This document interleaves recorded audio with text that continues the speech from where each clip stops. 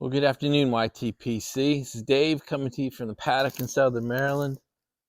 It's 1:40 on Tuesday, February 13th.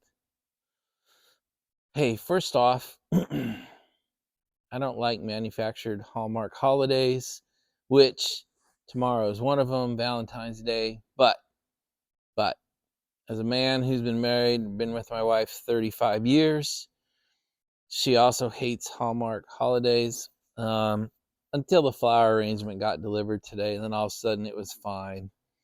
So every now and then do something that just because it makes her feel good. That's my that's my tip in for the day here as we kick off our video together, is do something today so that tomorrow you can do something nice for her, even if she hates made up holidays. I don't care if it's a little potted plant, her favorite chocolate bar, a rose, something cheap. It doesn't have to be a lot of money. A card that you actually write with your hand in. That's my recommendation. Just do something small and cool that she doesn't expect tomorrow. It'll pay dividends later. So we should also say happy Mardi Gras, Fat Tuesday. Doesn't mean much to me. I've done New Orleans a couple times. Probably not going to do New Orleans again. Hey, I've got a good FBI story for you. So the FBI does these big annual events, and they usually try to pick somewhere warm, so that everybody wants to go. But two cities have been banned by the FBI. No more national conventions can be held in either New Orleans or Las Vegas. That made me laugh. That happened while I was buried inside the organization. So, it just didn't work out well. Made me laugh. So anyway, we don't do much for Mardi Gras, except my wife is an unbelievably good cook, and she hasn't done her jambalaya she looked at it like in 20 years. So tonight is jambalaya night. So that's a big deal. She's a great cook. So anyway, happy Mardi Gras, everybody. All right, so the third intro to the video is it's Cobb Tuesday, right? Well, I don't smoke cobs that much, but I've got a couple, and I should at least show them to you. So this is just, all of them are Missouri Meerschaums, your basic standard corn cob, but I put a forever stem on this one. I really like these acrylic forever stems. They're pretty cool, and they do change the look of the pipe quite a bit. So I've actually smoked this one a couple of times. I just want to show you I do own pipes other than the Maryland Meerschaum, and then I own two others, still Missouri Meerschaum, but they're not corn cobs.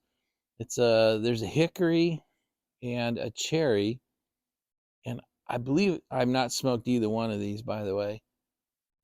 Let's see. I got that tipped right.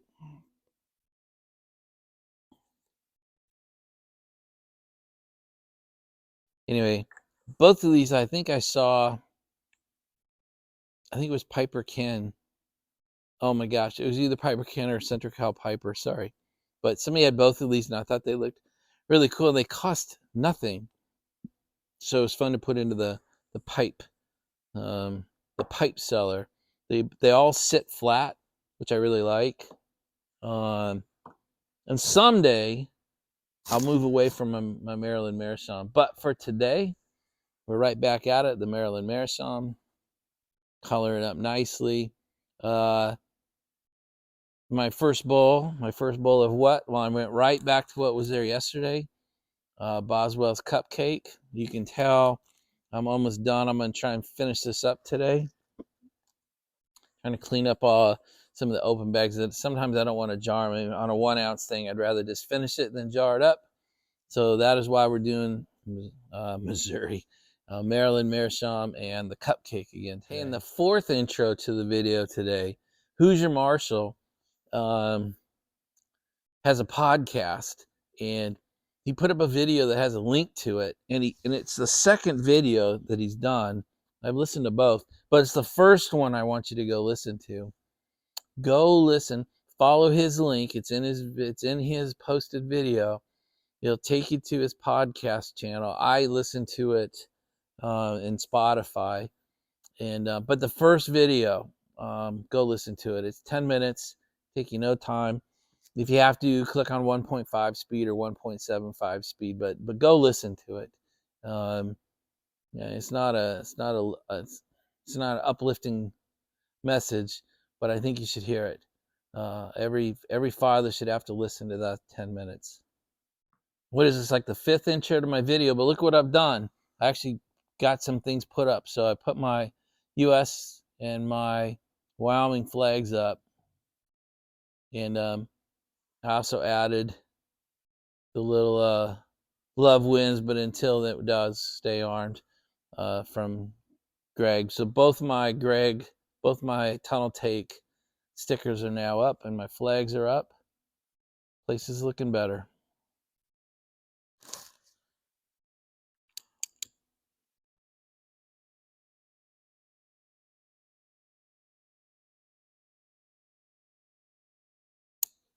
Bull's getting low already. Thank you, Greg.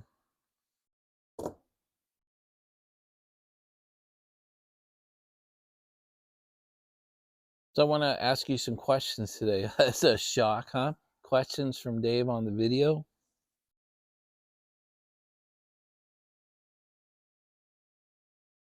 The world's getting a little squirrelier now. We're heading into the meat part of the election year. The southern border is out of control as ever. We are definitely stirring the pot out there. Oconus, as they say, off the United States. Outside of the United States is Oconus, offshore.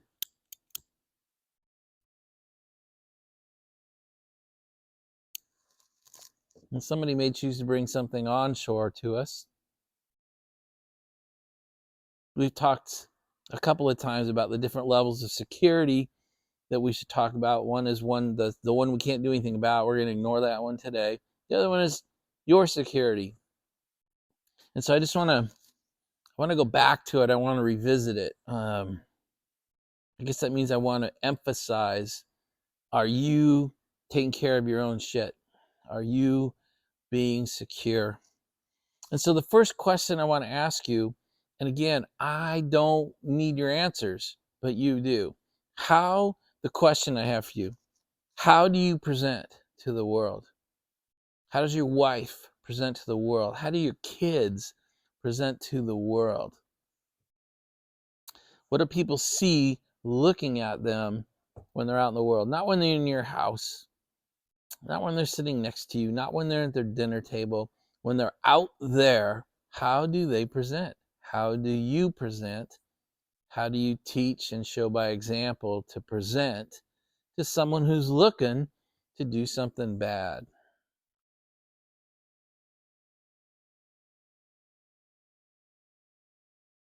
The cupcake flavor burns off pretty quick, but what's left is a pretty nice smoke. I imagine most toppings burn off fairly quick.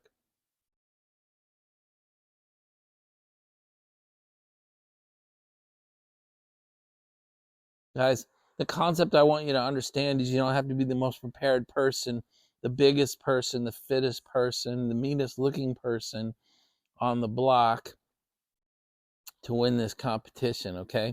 You, much like the concept I always try to bring up is, this is like when you're in a group of people and a grizzly bear is chasing you and wants one of you for lunch. You don't have to be the fastest.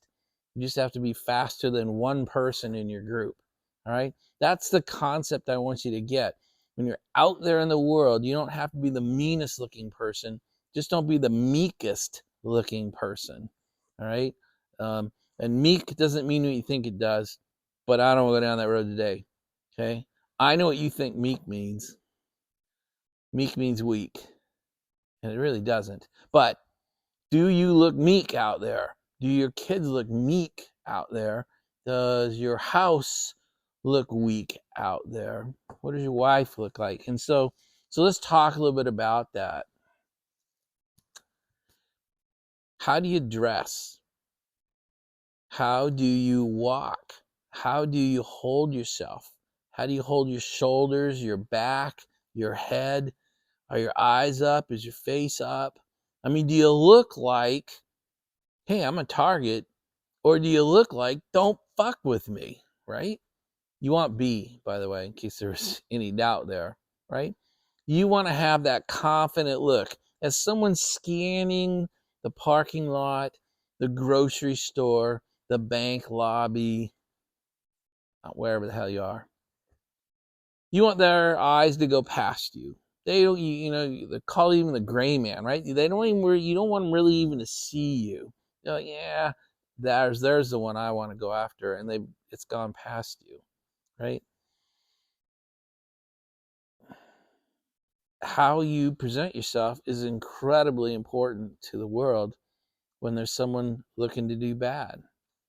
Now, there's not someone looking to do bad every day you go out there and everywhere you go. That's not true, but you don't know when it's going to be, so try to look the part at all times.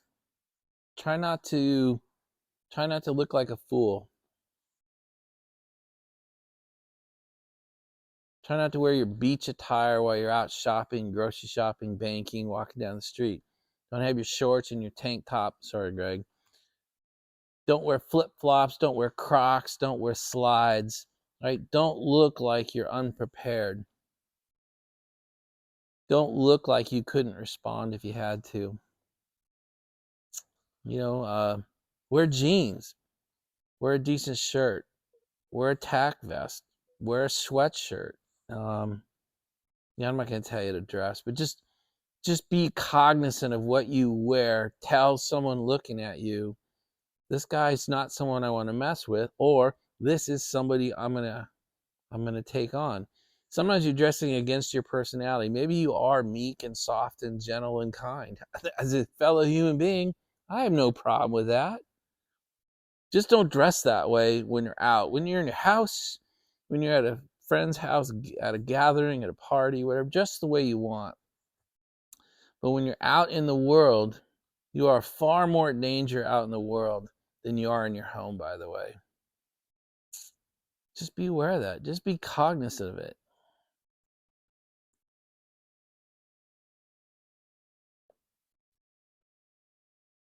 So as I approach 60, I feel like I can say this safely and not kick off too many offensometers. Do you look old when you're out there? Do you look like shit? Do you look like you don't care? Are your shoulders hunched over? Do you appear tired? Do you appear broken? Do you appear completely disabled? Guys, you don't want to do that. The phrase I kind of hate with how to behave fits here. Fake it. Fake it till you make it, right?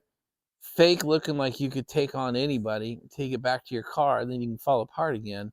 But when you're out there in the eye of the public, especially where there's lots of people around, be the one that, even if you're faking it, look like you don't want to be messed with. Like, just move on to the next guy, right? Hey, grizzly bear, I'm slightly faster than that guy. Go after him. For example, you go out wearing a black sweatshirt with a tattered American flag on it, with a Carhartt jacket over the top of it. Nobody's going to look at that and go, in jeans, blue jeans with work boots. Nobody's going to look at that and go, that's the guy I want to go after today. Okay? You don't have to dress like me. That's not what I'm suggesting. I'm just giving you an example. It's just a stupid sweatshirt and a jacket, but it definitely says just move to the next guy. There's some things also I want to talk about that we just shouldn't be doing, and we need to teach those around us not to do it. And that's these damn earbuds and the phone. When we're out in public, we should not be wearing earbuds. And we should not be walking around in the parking lot, in the store, or down the sidewalk doing this, right? That is probably the single greatest tell for how people decide they can get the jump on you, because you don't even know they're coming. Until they're actually on top of you, you don't know they've targeted you. Earbuds and phones, they shouldn't even be on you when you're out in public. I know everybody, for some reason, we've become a society where people just, they want to block everything out. So I don't want to look at the world. So I'm looking at my phone. I don't want to listen to the world. So I'm just listening to my music at a level that I know they can't hear anything. These are just things to avoid. Okay, we're talking about out there. So we're going to keep talking about how do you park and where do you park? You should not park to find the closest spot to the front door. Even if you're Jim, you should not do that. You want to park away, right? Even if it's just 10 slots further down the line. And you know what I mean, right? I park even further I park where there's really no one else around me. It's 4 or 5, 6 slots in any direction before you get to the next car. Nobody's going to be able to pull up and block me in. And that is a big problem in the United States. They don't want to talk about it and they're not reporting on it. But I'm telling you, one of the biggest crimes in the United States is people getting ransacked in parking lots. Walmart parking lots, Safeway parking lots. For me, here in Maryland, we have Giant Foods. As people come down out of the city, that's one of the first things they do is block you in, rob you, and then move on. It's easy. You're an easy target. And we're so scared as a society that people actually watch it happen. But if you can get in your car and drive away from that, they're not even going to try it. If you're out there on your own, they can't even attempt to block you. And they want you kind of car on each side of you, car in front of you, which is what we get when we try to get that closest slot. Be aware of where you're parking and how much of a target you present by where you park. It's easy. Plus, we could all use the extra 50 yards walking. So it's just try not to do what we've always done. Try not to let lazy kick over safe. All right, last piece of this sermon is home. How does your house present? Is it dark a lot? Is it dark at night? Do you have night lights? Do you have motion detector lights? Do you have driveway lights? Do you have floodlights? Do you have alarms? Do you have an actual alarm system that's monitored by a third party out there? Do you have signs that declare such stuck out in your yard? That's the other thing that we don't talk a lot is you just the signs in your yard. On your house, on your windows, on your door is good, but like out in your yard, so if people are driving by and they're making notes of where they want to come back to, they're gonna X your address off. You know why? Because the guy next to you doesn't have that sign. I don't care if it's ADT or I don't care what brand. It should be recognizable though. Just be the houses like that. I don't want to go to this house because the next 3 houses look easier. This guy's got lights on. This guy's got floodlights. This guy's got alarm systems. Even if you don't have the sign, right? Just have the sign. It's the grizzly bear, right? Just be faster than the next 3 houses. How does your house present? I think maybe the last piece is lock your shit up. Keep your house locked. Keep your car locked. Keep your car locked at all times. If it's sitting out in your driveway, it should be locked. If you have curbside parking and it's parked out on the street, keep it locked. Always, always, always. Always keep your car locked. And certainly when it's not on your property, right? Good God, do I have to say it? If you're at the shopping mall or the grocery store or Walmart or Target or wherever you go, it better be locked. Sometimes they don't take anything worth anything. Sometimes they take things you don't even know. You know what they take? They take your registration card. Because they figure if you're so stupid to leave your car unlocked, they'll swipe your registration card and now they know where you live and you don't even know that, right? You don't even know that someone is now targeting you, but they know you're stupid, they know you're sloppy, and they know where you live. All right? So how do you present? How does your house present? How does where you park present? Just be aware, guys. Be aware. It costs nothing to be aware. It costs nothing to dress slightly more offensive, tactical, than running out in your sweat shorts and your flip flops and your tank top. Sorry, Greg. Okay? Just be aware. By the way, Greg presents well, by the way. So, even if you pull up on a motorcycle with a tank top on, they're probably going to move on. So it's not just the tank top, it's the package. I'm trying to talk to you about your package, the package you present to the world out there. That's it, guys. Hope this helps. I hope we make a difference. Let's be proactive on this stuff. Let's not regret and learn through regret. Let's be proactive and prevent. And you'll never know. That's the problem with prevention. You'll never know who passed you by. All you know is you just never got robbed. That's a good feeling. It's a nice feeling. My mother isn't so lucky. She had to learn that lesson. She presented as sort of a 80-year-old woman. She's now 87. And they chose her one day. So anyway, I don't know if anyone will ever choose me. That would be a monster mistake. I'd actually make a video about it if they did. My house presents as I've suggested. My parking presents as I suggested. I usually present as I suggested, even when I'm going out on a dinner date with Anne Marie. Anyway, walking my walk, talking my talk. Hope you guys had a good day. It's Tuesday afternoon. Remember, try not to forget doing something cool for the woman tomorrow.